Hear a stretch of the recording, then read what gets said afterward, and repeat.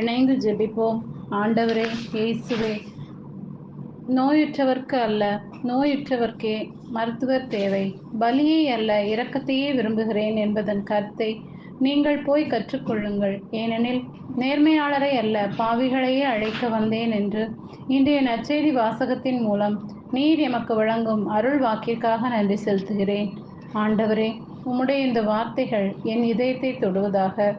எவராலும் ஆதரிக்கப்படாமல் கைவிடப்பட்டோரை நான் சந்திக்கும் போது உம்முடைய இந்த வார்த்தைகளை நானும் வாழ்வாக்கிட என்னை ஆசீர்வதியும் கர்த்தாவே. அடிப்படை தேவை எதுவுமின்றி நிர்கதியாக இருப்போருக்கு என்னால் இயன்ற உதவியை இரக்கத்தோடு செய்யும் ஈகை குணத்தை எனக்கு வழங்கும்.